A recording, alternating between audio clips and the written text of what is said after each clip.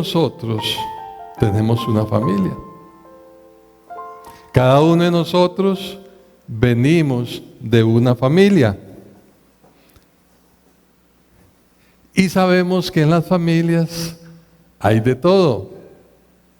Hay familias de buenas relaciones, hay familias de no tan buenas relaciones, pero al fin y al cabo son la familia. Así es. Entonces, hoy vamos a hablar de nuestra familia y entender qué es nuestra familia, de nuestra comunidad y entender también qué es la familia en la fe. Señor, danos gracia y sabiduría para poder entender y discernir tu palabra y que sea tu Espíritu Santo quien nos guíe en esta mañana. En el nombre de Jesús, amén. Resulta que había una pareja que estaba teniendo muchos problemas en su familia, entre ellos. Y la pareja se fue a buscarse un consejero. Y llegaron donde el consejero y empezaron ¿a qué? ¿A qué empezaron? Empezaron. ¿Por qué pelear? Empezaron a acusarse el uno al otro. Cada uno llevaba una lista así de grande acerca de su compañero, de su cónyuge. De las cosas que empezaron a enlistar ahí de sus cónyuges, empezaron a sobresalir desacuerdos, muchos desacuerdos. Y empezó a ponerse la cosa un poco difícil, empezaron a hablar de intolerancia, mucha intolerancia. Empezó entonces a surgir el desamor hasta llegar a la infidelidad. Después de mucho escuchar las quejas del uno y del otro, el consejero les pregunta: si ustedes son tan insoportables, si ustedes son tan malos, entonces, ¿por qué se casaron? Eso les preguntó. Y entonces cada uno respondió: es que él no era así al principio. El consejero se queda pensando y dice: entonces, usted me está diciendo que él es así, que ella es así, porque se casó con usted.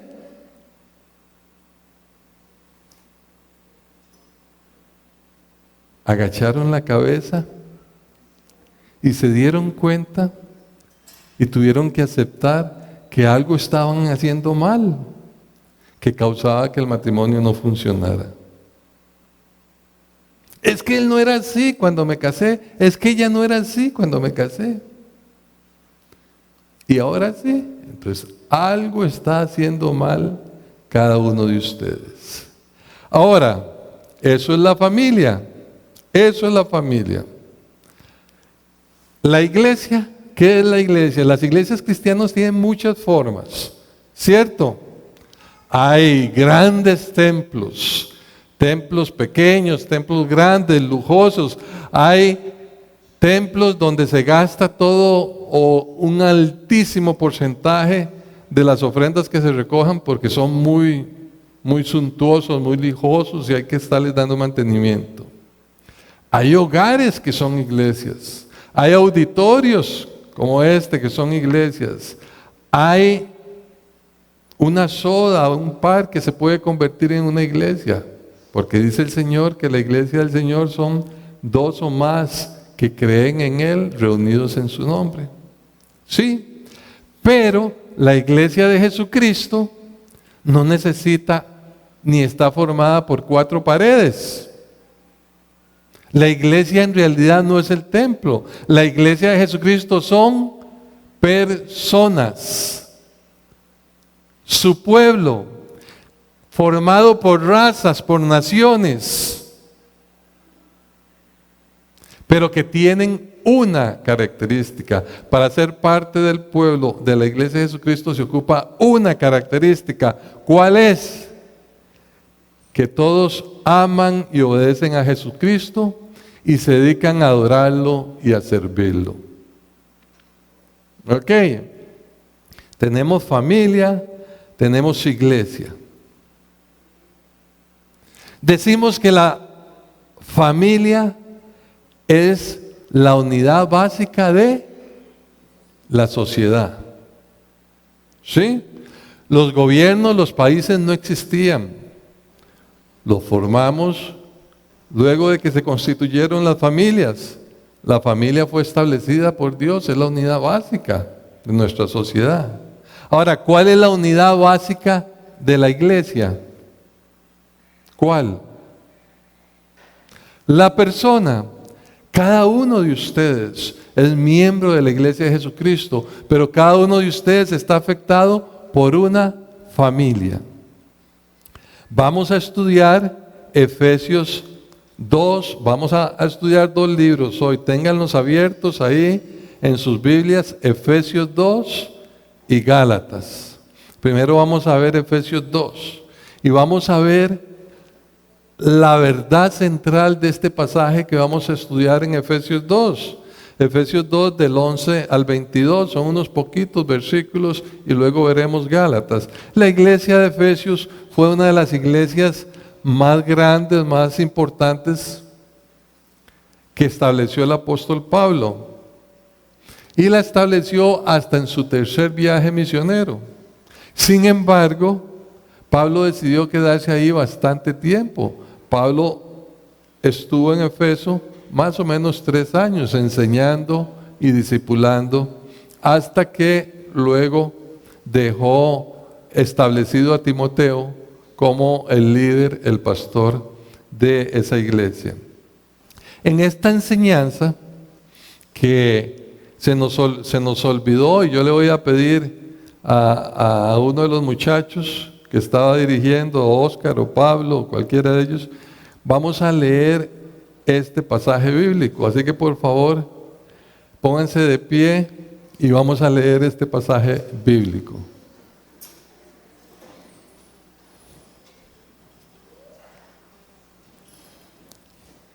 Léalo, don Pablo.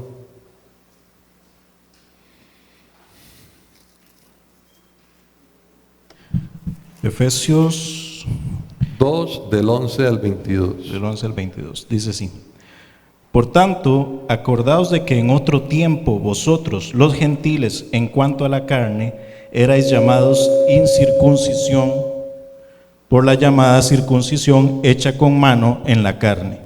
En aquel tiempo estabais sin Cristo, alejados de la ciudadanía de Israel y ajenos a los pactos de la promesa, sin esperanza y sin Dios en el mundo.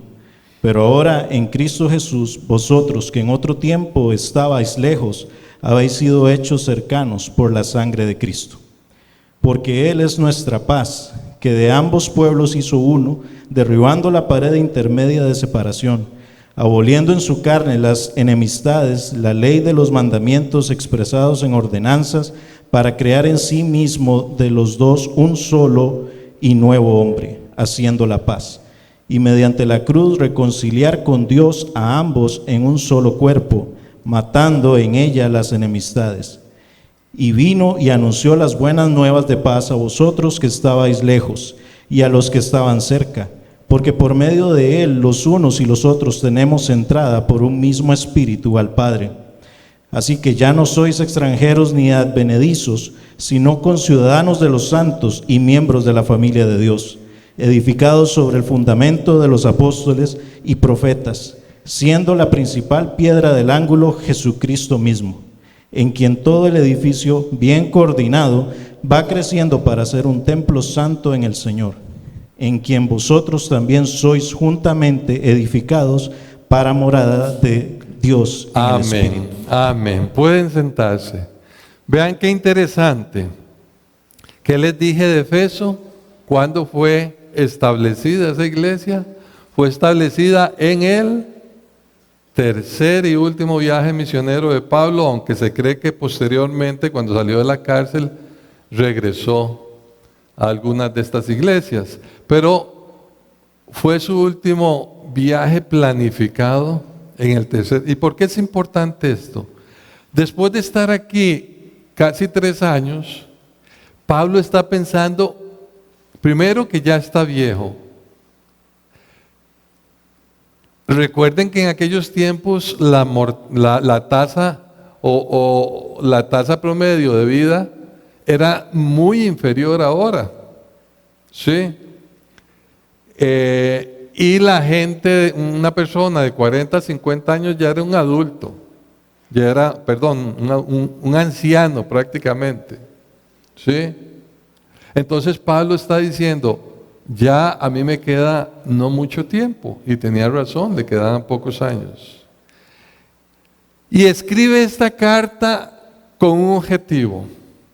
Con el objetivo de hablar de la unidad, de que la iglesia se viera como una familia, como una unidad en Cristo y que fueran uno solo, fortalecidos, ayudándose, motivándose, estimulándose unos a otros. Entonces viene este pasaje tan bonito que lo voy a resumir en una sola idea.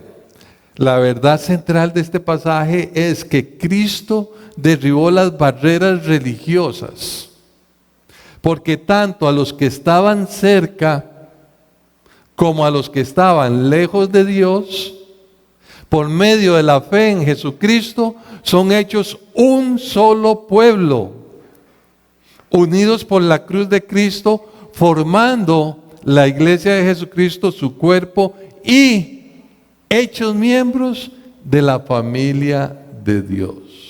Entonces tenemos que entender a quién les está escribiendo Pablo aquí. Ubiquémonos ahí en los primeros versículos. En los versículos 11.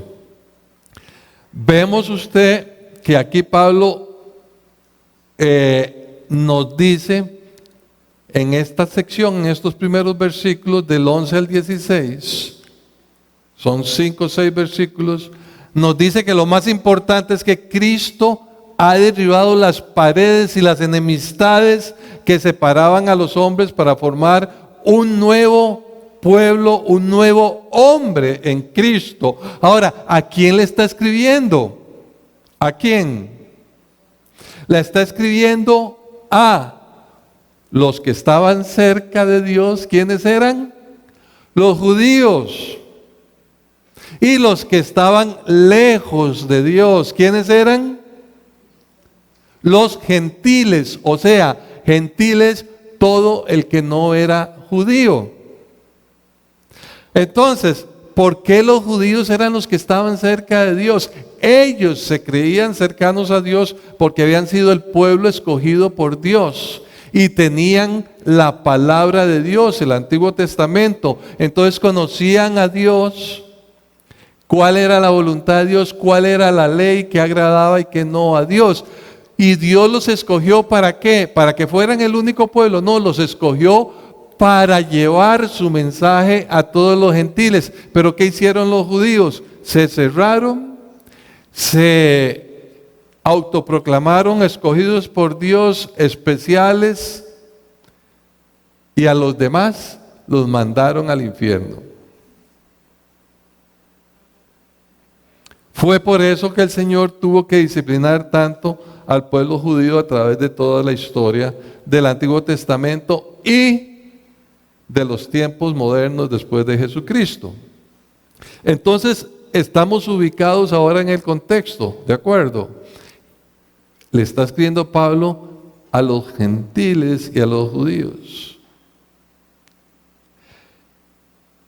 Pero aquí, si los judíos vivían conforme a su religión y a la palabra, y los gentiles que no eran judíos vivían conforme a ¿qué? A sus propios instintos. Recuerden, cortaban un árbol, hacían un ídolo y ese era su Dios. Fundían un poco de oro, hacían un ídolo y ese era su Dios. Y se postraban ante esa figura, igual que durante la historia lo han hecho muchos grupos que están muy alejados de la civilización. Pero veamos, si nos avanzamos un poquito y nos vamos del versículo 13 al 16, vemos que ahí nos dice el Señor Jesucristo, nos dice claramente que ahora, ¿cuándo es ahora? A partir de la venida de Jesucristo, el Señor derriba todas esas barreras religiosas, todas esas tradiciones mundanas, y a ambos, los que se sienten cerca como a los que se sienten lejos de Dios, les ofrece a los dos igualmente que venir al Padre por medio de Jesucristo, a través de su evangelio. Para eso vino Jesucristo al mundo, para ofrecer el evangelio. ¿Qué es el evangelio? Buenas y nuevas noticias, noticias de salvación.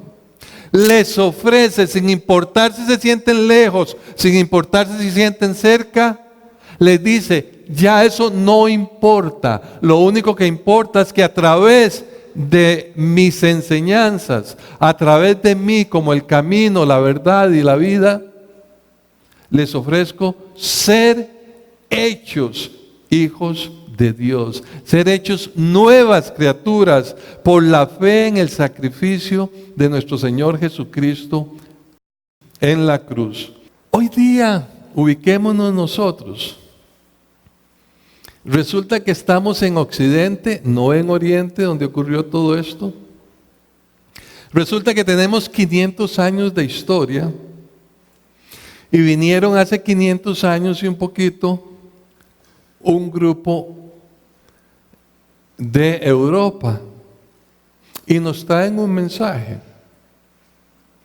Nos traen un mensaje que era un mensaje que venía mezclado, ya no el mensaje puro de la palabra de Dios, sino un mensaje lleno de tradición y de religión. Y entonces los que reciben ese mensaje se sienten más cerca de Dios. Y empezamos a hacer lo mismo que hicieron los judíos en aquel tiempo. ¿Usted qué es? Si usted no es de mi grupo, usted no es. Usted está lejos de Dios. Pero Jesús nos dice, yo les ofrezco un solo camino. Y es mis enseñanzas, mis preceptos. No una religión, porque Cristo nunca predicó religión. Él predicó un estilo de vida. Él nació en la religión judía y fue a los que más exhortó y refutó, y los que al fin y al cabo fueron usados para asesinarlo. Y sin embargo nosotros debemos amar a los judíos como el pueblo de Dios. Eso dice la palabra de Dios. Si seguimos adelante y nos ubicamos en el versículo del 17 al 22, vamos a ver que el Evangelio de Jesucristo es el único medio para llegar al Padre. Cuando conocemos a Jesucristo y su Evangelio, recibimos el Espíritu Santo y se nos da acceso al Padre. Pero hay algo importantísimo, muchachos. Si ustedes ven el versículo 19 y ustedes analizan el versículo 19, es un tesoro maravilloso. El versículo 19, ¿qué es lo que nos dice? Nos dice que así ya no tenemos que sentirnos como extranjeros, como desconocidos, como alejados de Dios. No, ya no tenemos que sentirnos así. ¿Por qué? ¿Por qué no? Porque ahora, por medio del Evangelio de Jesucristo, esas buenas noticias de gozo, paz y amor, todos, tanto judíos, gentiles, lo que sea,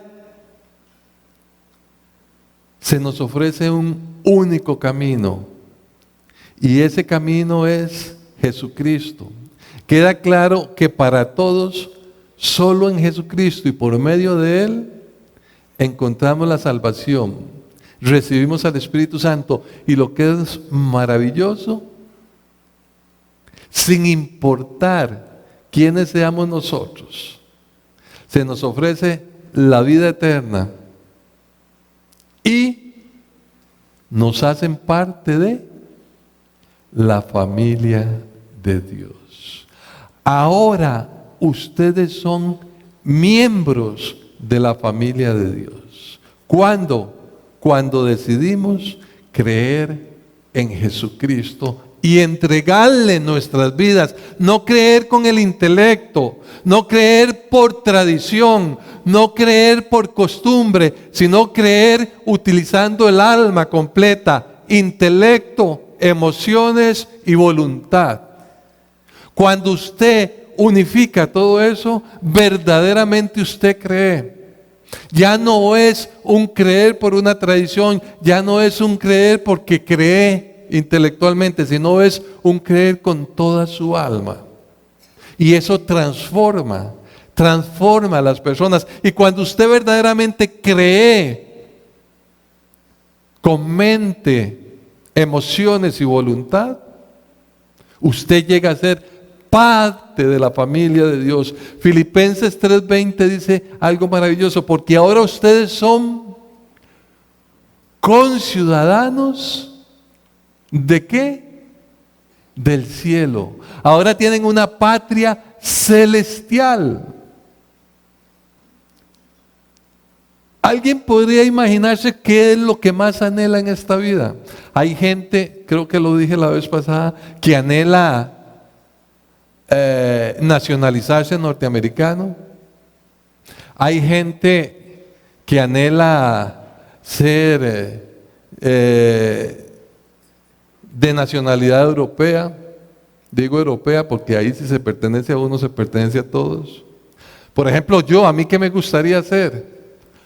Tico. Y además de tico, ¿qué me gustaría ser? Israelita.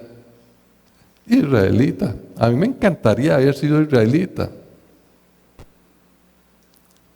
Pero hay algo que supera todo eso. Pero lo supera sobremanera. ¿Y qué es? Ser miembro de la familia de Dios. Ser ciudadano celestial. Muchachos, pueden imaginarse, hagan un esfuerzo, piensen el privilegio que significa eso. Además de tener la vida eterna, entender que mi eternidad está asegurada con Cristo.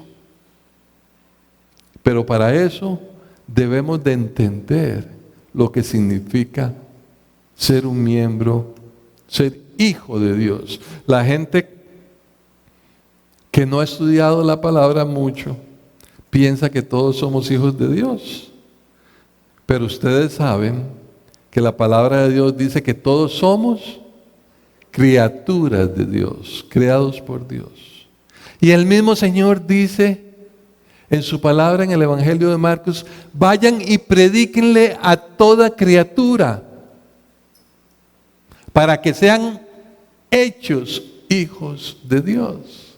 Y entonces viene el Evangelio en Juan 1:12 y dice: a todos los que abren su corazón, su mente, su intelecto y entregan su voluntad al Señor, se les es dado el privilegio, el derecho de ser hechos hijos de Dios. Palabra de Dios. Juan 1:12. ¿Es usted miembro de la familia de Dios? ¿Es usted miembro de la familia de Dios? ¿O es usted miembro de un grupo religioso? Es muy diferente. Es muy diferente ser un visitador de un lugar a ser verdaderamente parte y miembro activo. Es muy diferente ir a visitar una familia y ser amigo y huésped de esa familia a ser miembro de esa familia. Si has entregado tu vida a Jesucristo, si has nacido de nuevo, entonces eres hijo de Dios. Y si eres hijo de Dios, entonces eres parte del cuerpo de Cristo, que lo sigue diciendo más adelante en los versículos posteriores. Eres parte del cuerpo de Cristo. Y si eres parte del cuerpo de Cristo, eres parte de la iglesia de Jesucristo. ¿Cuál es la iglesia de Jesucristo? Cada uno de los que han nacido de nuevo. Y si es así, si eres parte y te consideras parte de la iglesia de Jesucristo, quiere decir que debes ser parte de una comunidad de creyentes en Cristo. Que perteneces a una comunidad de creyentes en Cristo. Y si perteneces a una comunidad de creyentes en Cristo, entonces debes tener una familia en la fe. Tu familia de la fe.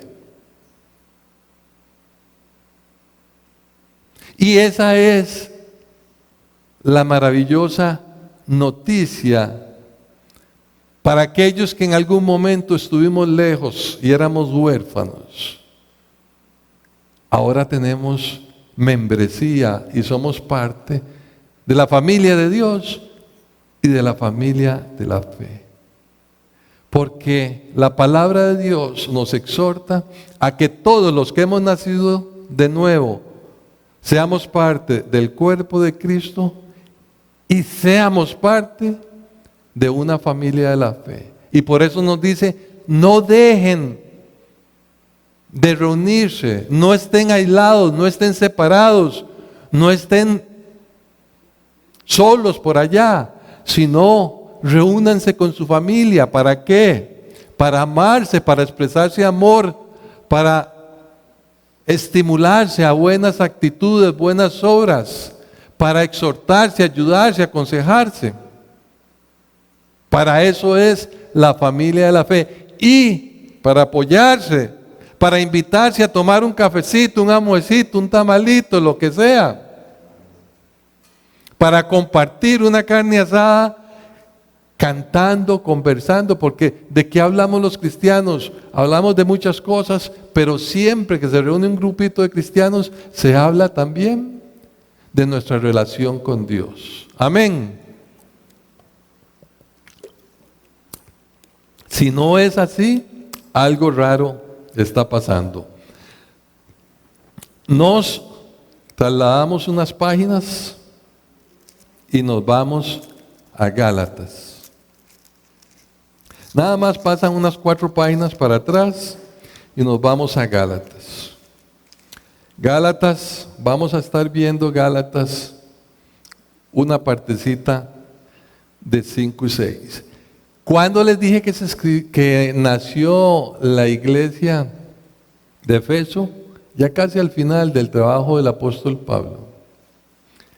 Ahora, ¿hay una iglesia que se llama Gálatas? No. Hay en el norte de Europa, todo lo que hoy es Turquía.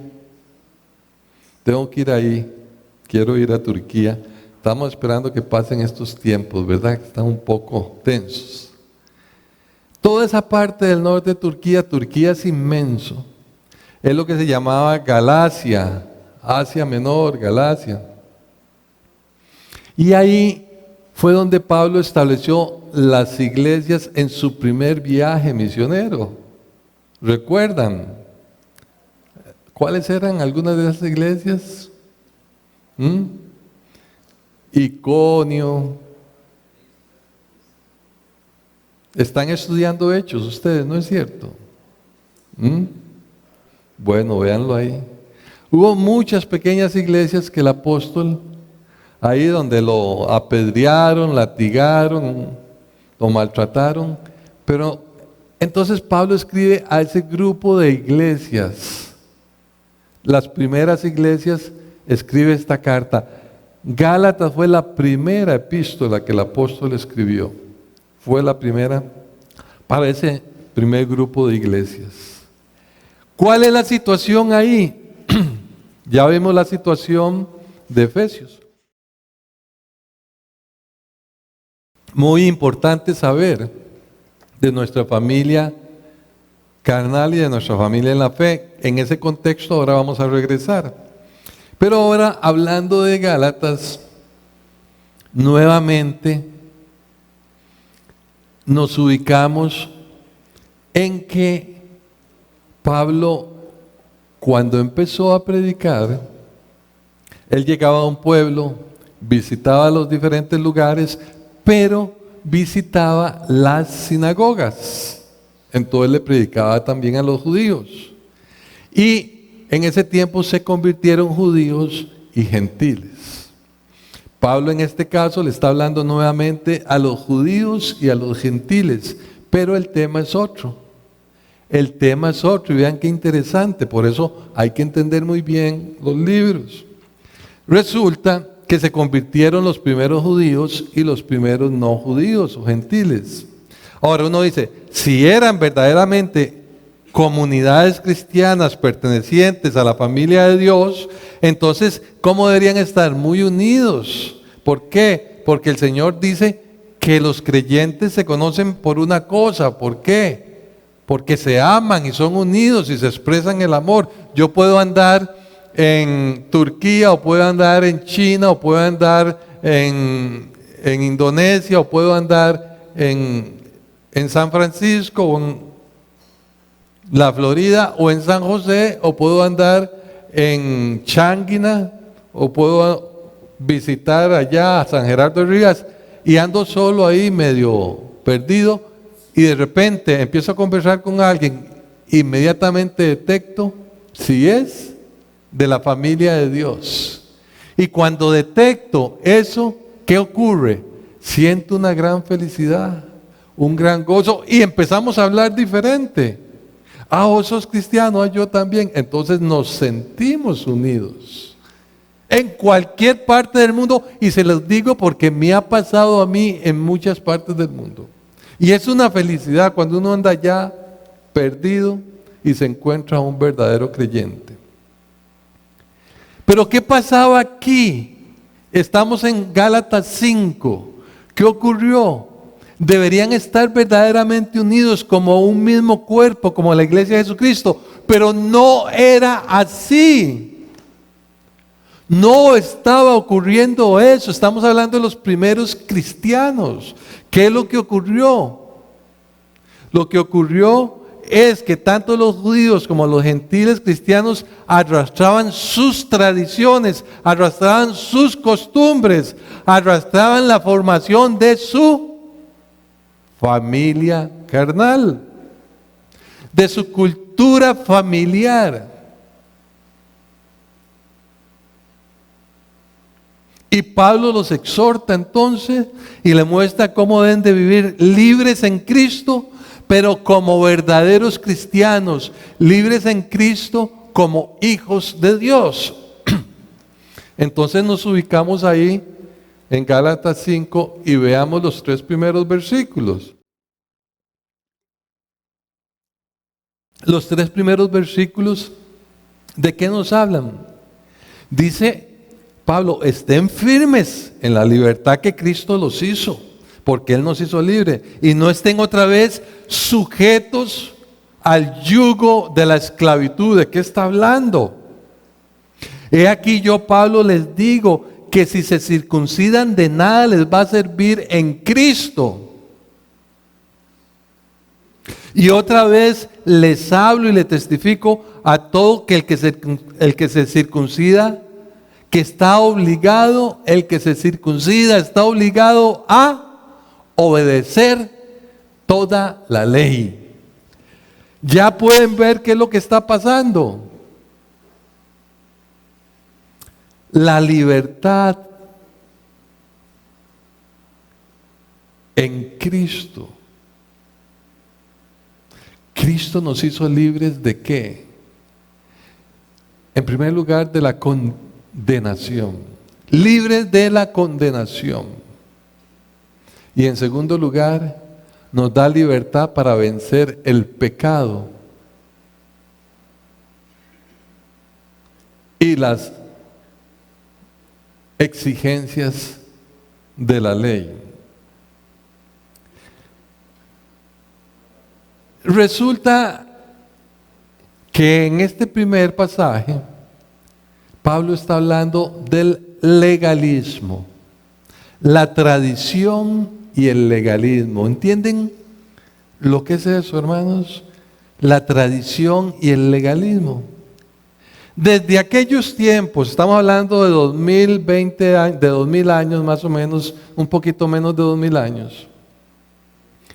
Existen las comunidades de creyentes legalistas.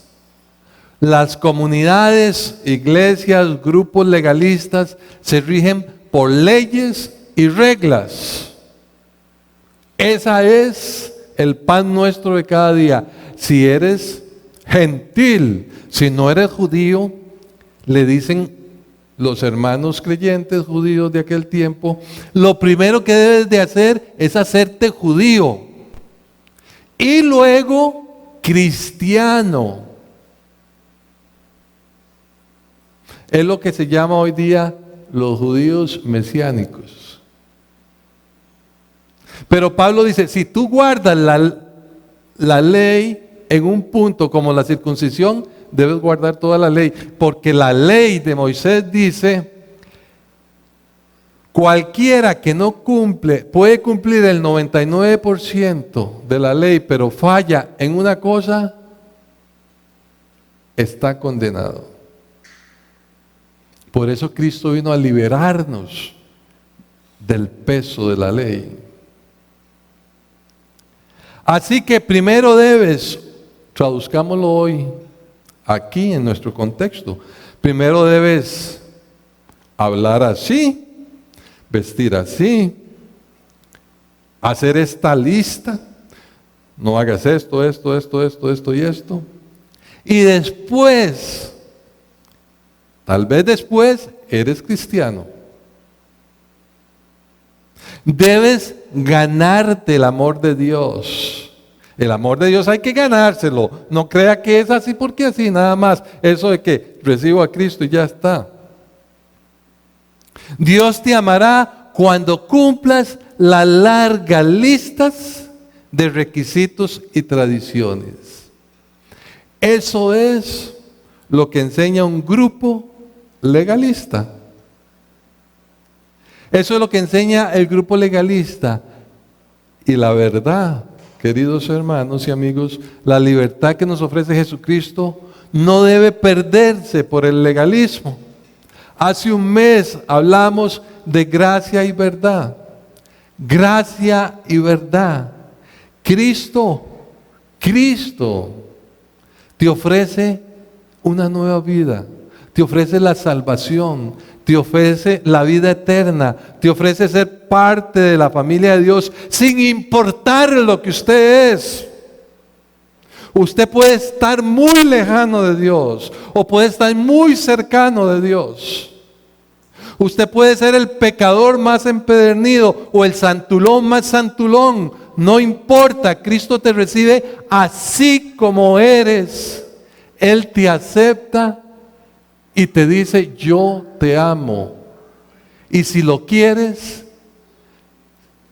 si me abres tu corazón, te recibo como mi hijo. Gracia, misericordia, perdón. Después, el Señor te dice, vete y no peques más. Primero eres mi hijo y el Espíritu Santo te va a dar la fuerza, la fortaleza para ayudarte, guiarte a través de mi palabra para que no peques más. A través del cuerpo de Cristo, de la comunidad cristiana, de la familia de la fe, te va a ayudar a que no peques más. Pero ya eres, si te arrepientes de todo corazón y te apartas del pecado, ya eres parte de la familia de Dios. Amén. Gracia. Primero la gracia, la misericordia, el amor y después la instrucción. Pero no es una larga lista de nos, sino un arrepentimiento genuino. que guiado por el Espíritu Santo, la palabra de Dios y los hermanos maduros de la congregación, de tu familia de la fe, te ayudarán a vencer todas los deseos y las atracciones de la carne. Es una gran diferencia. Ese es el evangelio verdadero. Y para eso existe la familia de la fe. Amén. Pero también, bendita sea la palabra, gracias a Dios por su palabra que es tan perfecta. Si avanzamos un poquito, brinquen y llegamos al versículo 13 al 15. Versículo 13 al 15 dice: porque ustedes, hermanos, a libertad fueron llamados, libertad de la condenación y del pecado. Solamente que no usen la libertad como excusa para satisfacer los deseos de la carne, sino sírvanse por amor los unos a los otros. Porque toda la ley en esta sola palabra se cumple: amarás a tu prójimo como a ti mismo. Pero si se andan mordiendo y comiendo unos a otros, o sea, si se andan murmurando, chismeando, criticando, juzgando, empujando los unos a los otros, mire también que no se destruyan los unos a los otros. La murmuración, el chisme, el juicio, terribles palabras no deben de existir en una congregación. Si tienes algo que no te parece de tu hermano, vení, fulanito, vieras que, no sé, no entiendo, pero explícame esto porque no me pareció esta cuestión. Y entonces lo hablan. Pero no, viste que Pedro, ese Pedro, quien lo ve, ¿verdad? Sí, no.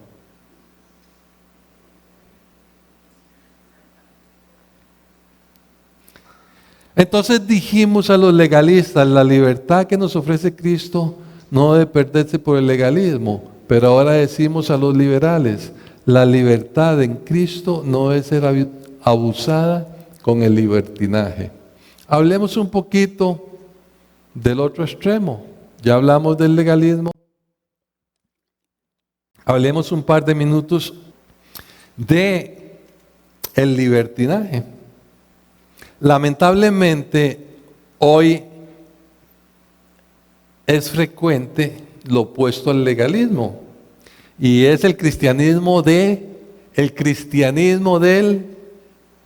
yo siento, hermano, yo siento, el Señor me dijo, con una cara de santidad. Y después de esa cara de santidad, de yo siento, hermano, el Señor me dijo, viene la barbaridad. Totalmente falsa doctrina, y cualquier cosa puede esperar usted cuando un hermano de la teología de la supergracia le dice, yo siento, póngase a temblar, porque cualquier cosa puede venir. Cristianismo sin un respaldo de la palabra de Dios, la doctrina de la supergracia, o más bien de lo que a mí me parece, de lo que yo pienso y creo. No necesitamos mandatos y normas, eso que mandamientos, eso que no me venga a complicar. Yo soy libre en Cristo. Yo siento que no es malo, por lo tanto lo hago. La palabra de Dios, sí, pero no es tan importante. Dios me habla a mí, yo siento, hermano. Ese es el otro extremo. Y podremos reírnos, pero eso está abundando hoy día. Entonces esos creyentes se saben 400 canciones y 2 versículos. Eso es todo. Tal vez se sepan Juan 3:16 y no sé qué más, y aún así se enredan. Cuando viene el apóstol y nos dice, la palabra de Cristo abunde en vuestros corazones. Escudriñad la palabra. Nunca se aparte de tu boca este libro.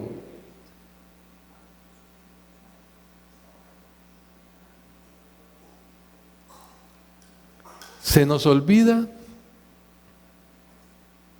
que los creyentes, aún en Cristo, tenemos una antigua naturaleza. Una antigua naturaleza. Y esa antigua naturaleza, ¿qué es lo que hace? ¿Qué es lo que produce? Pecado. Es lo único que sabe producir, pecado.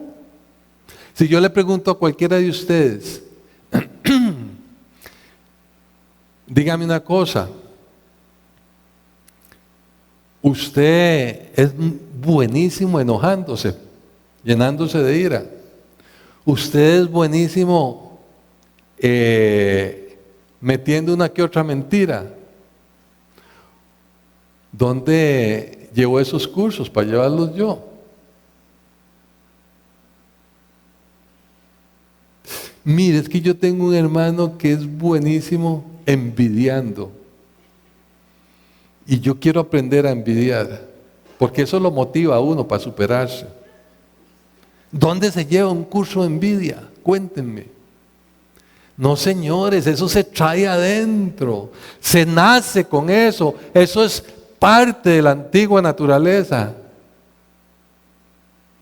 Ahí, ve ese chiquito que está ahí, va a cumplir 1 año, me dijeron. Tan lindo el bebé, ¿verdad? Está comiendo con un juguetillo ahí, quíteselo a ver. O él quiere estar en los brazos de la mamá, póngalo al suelo a ver. Pega unos gritos, y usted me alza porque me alza, y si no, no me quedo callado.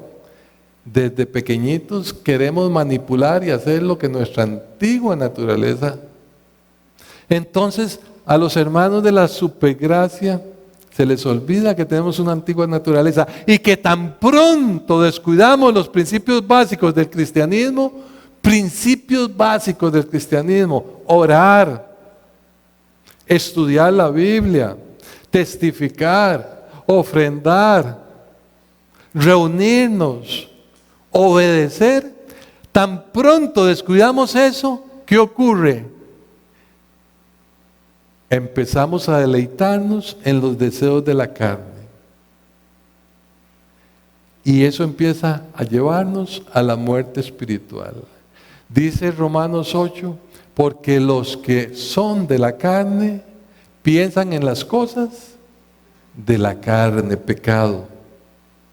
La libertad en Cristo no debe ser excusa para satisfacer los deseos de la carne. Y ahora pasamos al capítulo 6, nada más le dan una vueltita. Ya en el capítulo 5, para terminar de cerrar, viene Pablo diciendo, para vencer las tendencias del legalismo o la carne, debemos andar en el Espíritu. Y entonces nos pone el fruto de la carne. Ahí viene toda la lista en el versículo 19 en adelante, y el fruto del Espíritu. En ese contexto el apóstol entra al capítulo 6. El libro de Gálatas se escribió especialmente para esos hermanos y esa lucha entre judíos, cristianos y gentiles cristianos. Ese es el propósito principal del libro de Gálatas, y hacerles ver que si no andan en el Espíritu, cada uno va a arrastrar lo que traía de su familia, de su tradición. Ok. Entonces termina, y hablando todo eso, cierra esta parte Pablo diciendo en el versículo 8 de Gálatas, porque el que siembra para la carne, ¿qué? ¿Qué dice? De la carne cosechará corrupción. Y ahora nos centramos en los 2 últimos versículos, tanto que hablamos de la familia y de todo, ¿para qué era? Ok, tenemos bien claro el contexto. Si usted viene de una familia donde son agresivos, ¿cómo es usted? Si usted viene de una familia donde son fiesteros, ¿cómo es usted? Si usted viene de una familia donde lo que hay es un matriarcado y la que manda es la mamá, ¿cómo son las hijas? Mandonas. Si usted viene de una familia donde el papá es agresor y le da, ¿cómo son los hijos? Todo se arrastra de la familia. Lamentablemente así es. Dice, no nos cansemos. No se cansen, hermanos, tranquilos. Son los últimos 2 versículos que nos quedan ya. No nos cansemos pues de hacer el bien, porque a su tiempo cosecharemos si no desmayamos. Así que, según tengamos oportunidad, hagamos bien a todos, coma, pero especialmente, mayormente, a los de la familia de la fe. A ver.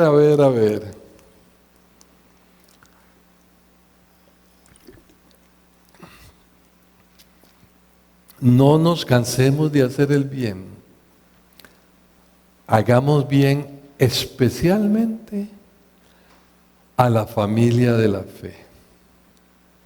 Yo me imagino que ahora en Navidad, ustedes, los hermanos de Apadí, se llamaban unos a otros. Mira, tengo pierna, el otro le decía, tengo chompipe, el otro le decía, tengo tamales, el otro tengo... Bueno, yo tengo todavía una despensa llena ahí de pedazos de pierna y de... Eso se puede imaginar uno, ¿verdad?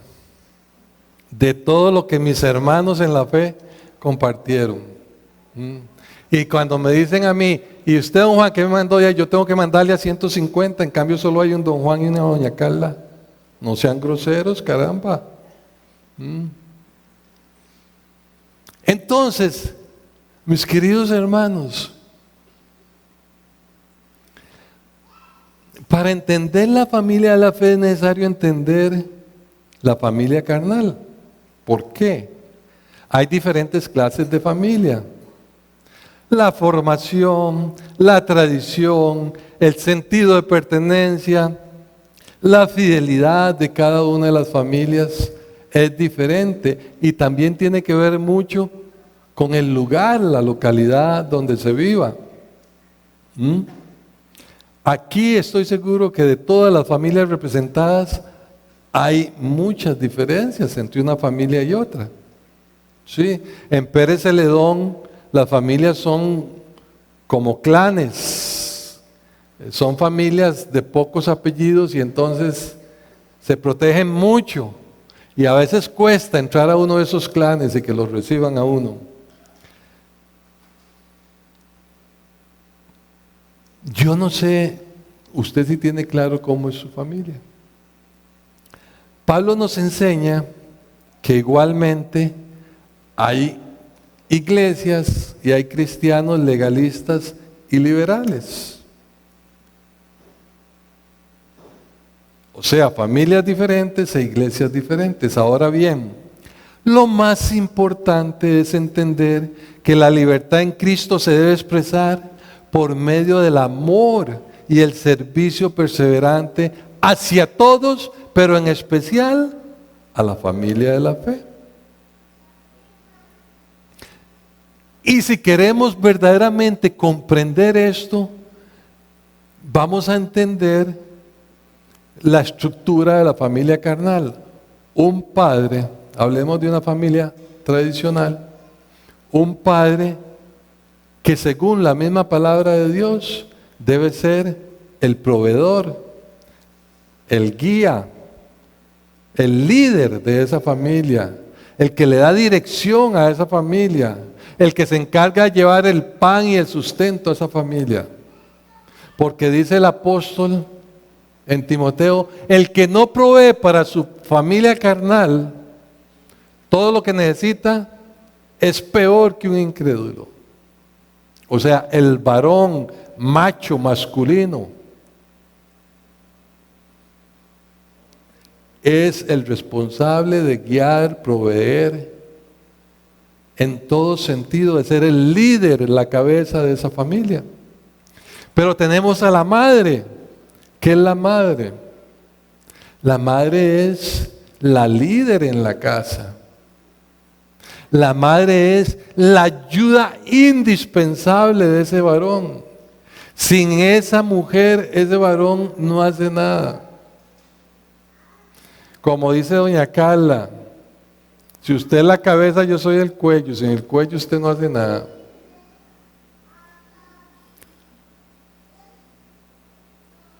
La madre es esa líder de los hijos, esa mujer que apoya totalmente a su marido cuando éste responde y actúa como un verdadero líder.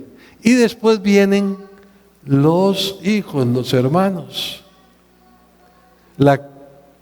los muchachos sin los cuales no tiene mucha función la familia, porque por lo general un altísimo porcentaje de las cosas circulan alrededor de los niños, de los hijos, propósitos, metas, sueños, etc. Y esos hermanos aprenden a amarse, aprenden a quererse, a entender que solamente hay unos cuantos que llevan su mismo apellido y que vienen de unos mismos padres. Entonces, esos hermanos son colaboradores con sus padres. Igualmente, si lo vemos en la familia de la fe, hay un pastor, un líder, alguien que es el líder general, el que dirige, el que guía, el que se preocupa por todos, el que busca el bienestar de todos, el que está orando, el que está viendo a ver cómo crecemos, cómo vamos más allá. Ese es el líder. Pero el líder general, el pastor, puede hacer muy poco sin el grupo de líderes que lo apoyen, sin el grupo de líderes que son los que hacen que se haga posible las ideas, el trabajo, el desarrollo. Y los hermanos en general, la congregación, son todos aquellos, ustedes, la mayoría, para los cuales los líderes trabajan, pero que están unidos, que son fieles, que son idóneos para recibir la enseñanza, para transmitir la enseñanza, para ejecutar los planes que cada uno de los líderes presentan. Y en este contexto es donde debemos de pensar lo siguiente. El Señor nos dice, ¿quiere conocer si usted es verdaderamente un hijo de Dios? En esto conocerán que son mis hijos, en que se amarán los unos a los otros, en que se perdonarán, se tolerarán, se ayudarán, se estimularán, se motivarán, se acuerparán, se apoyarán los unos a los otros. Ahora, si yo les digo a ustedes, ¿decidió usted nacer en la familia carnal a la cual pertenece? ¿Decidió usted nacer en la familia Morales Raven? ¿Decidió usted nacer en la familia Barrantes Valverde? ¿Decidió usted nacer en la familia X o Y? No, ¿verdad que no? Usted no lo decidió. Usted llegó ahí por voluntad de sus padres y voluntad de Dios. Pueda que estén satisfechos de la familia que tengan, pueda que estén satisfechos, pueda que compartan algunos ideales con la familia en donde nacieron, con su familia carnal. Pueda que sean totalmente diferentes, estén insatisfechos. de esa familia donde nacieron? No sé, ustedes sabrán. Pueda que sí o pueda que no. ¿Estoy orgulloso de mi familia o trato de ir lo menos posible donde mi familia? Cuando hablamos de familia, hablamos el núcleo central, padres e hijos, después tíos, primos, abuelos, etc. Tal vez usted no desee toparse ni un primo, ni un tío, ni que sepan que yo soy mora. Ahora sí, usted sí decide, mi querido amigo y hermano, si quiere ser parte o no de la familia de Dios. Es su decisión, una decisión personal.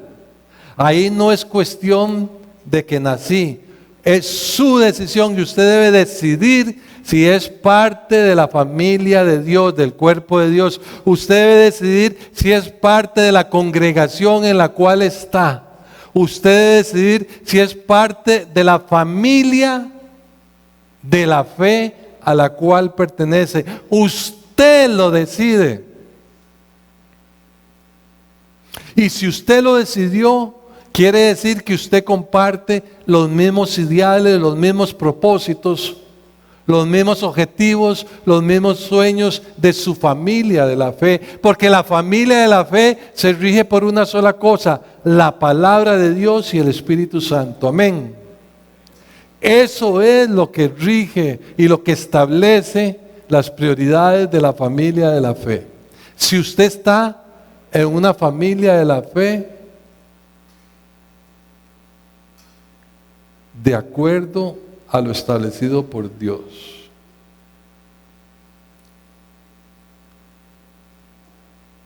Y al final diremos, el mayor ideal de mi familia de la fe es amar y servir a Cristo, y lo hacemos obedeciendo y amando a nuestros hermanos en la fe. Conclusión. Concluimos diciendo lo siguiente, y volvemos a la verdad que aprendimos en Efesios. Cristo derribó las barreras religiosas, porque todos los que estaban cerca de Dios o lejos de Dios, por medio de la fe en Cristo, son hechos un solo pueblo. Todos son unidos por medio de la cruz de Cristo, formando la iglesia de Jesucristo, el cuerpo de Cristo, y hechos miembros de la familia de Dios. Y terminamos diciendo, hechos miembros de la familia de Dios, libres del pecado y la condenación, pero con un propósito: servir a Dios y al prójimo, y en especial a la familia de la fe. ¿Está usted actuando de acuerdo a este gran propósito? ¿Ama usted a sus hermanos en la fe? ¿Por qué el apóstol Pablo escribió, soportándonos con mansedumbre, con humildad, los unos a los otros?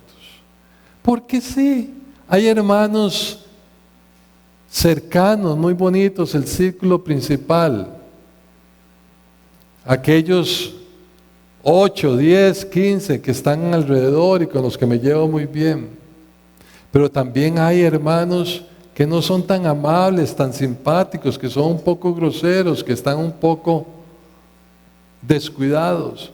Pero a ellos hay que amarlos también. A ellos hay que tolerarlos en amor y con humildad.